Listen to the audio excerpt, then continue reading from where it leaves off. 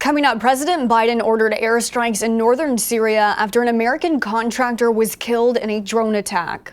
And this U.S. state has just banned children from social media unless they have a parent's approval to log into apps like TikTok and Instagram. What state just signed the measure into law? The Daily Rundown starts right now. This is Straight Arrow News, bringing you unbiased, straight facts. I'm Kara Rucker.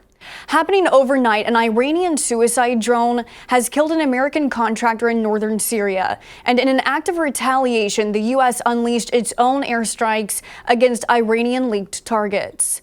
A U.S. contractor was killed, 5 U.S. service members and another contractor were wounded when a suspected Iranian drone struck a facility on a coalition base in northeast Syria on Thursday, according to the Pentagon.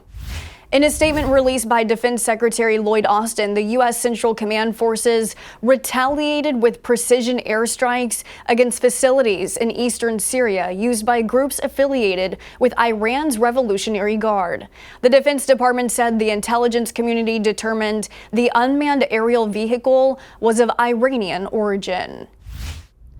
President Joe Biden and the First Lady have arrived in Canada, greeted by Prime Minister Justin Trudeau and his wife Thursday evening.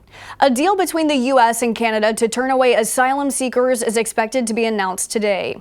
The deal would allow the countries to return those who cross the northern border without authorization. First reported by the LA Times, people without U.S. or Canadian citizenship caught within 14 days of crossing the U.S.-Canada border will be sent back over border lines. We're seeing an increase in irregular migration going north into Canada, which reflects the regional and global migration challenge, as we have been talking about. We're committed to working with them to address it, including by prioritizing orderly and safe migration through regular pathways. Canada will also reportedly take in an additional 15,000 migrants next year from the Western Hemisphere on a humanitarian basis. Illegal crossings into the U.S. from Canada have climbed to historically high levels. This week marks Biden's first presidential visit to America's neighbor in the north. Hyundai and Kia are recalling more than 500,000 vehicles in the U.S. and urging owners to park them outside because of a fire risk. The recall impacts late-model Hyundai Santa Fe SUVs, including hybrids, the Santa Cruz pickup, and Kia's Carnival minivan. The vehicle's electrical tow hitch harnesses can catch fire if water gets into them. Students in Los Angeles public schools will be returning to class today following a strike from employees that shut the schools down for 3 days. Even with 30,000 school workers set to show back up to campuses, there's still no deal reached in contract negotiations with the district. The city's mayor had to step in as a mediator between the unions and district after the superintendent said the union was refusing to negotiate on pay. There's no update on how the arbitration is currently going. The strike left more than 400,000 students out of school for 3 days this week.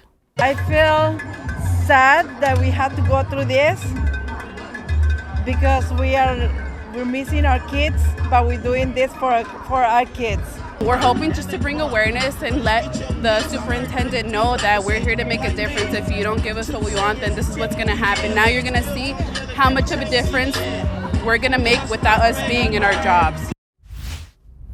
Utah has become the first state to pass laws limiting how children can use social media. The measure requires parental consent before kids can sign up for sites like TikTok and Instagram. Republican Governor Spencer Cox signed a pair of measures on Thursday. The 2 bills signed into law also prohibit kids under 18 from using social media between the hours of 10:30 p.m. and 6:30 a.m. Social media apps will require age verification for anyone who wants to use social media in the state. The law also seeks to prevent tech companies from luring kids to their apps using addictive features. A similar measure has been proposed at the federal level. Last month, Senator Josh Hawley of Missouri introduced a bill that would set the minimum age for kids on social media at 16.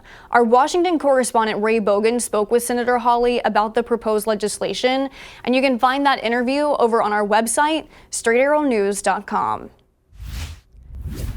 Starbucks' new CEO, Laxman Narasimhan, is taking a page out of Undercover Boss. The CEO says he will take half-day shifts working the counter once a month in one of the company's stores. His goal is to stay close to the company's culture and its customers. The 55-year-old took the reins from longtime former CEO Howard Schultz earlier this week. It also comes as almost 300 of the company's 9,000 stores have voted to unionize in the past 2 years. Thanks for watching the Daily Rundown. We're on a mission to bring back trustworthy journalism by serving only you, not an agenda. Be sure to check out more of our work at straightarrownews.com. I'm Kara Rucker. Have a great day.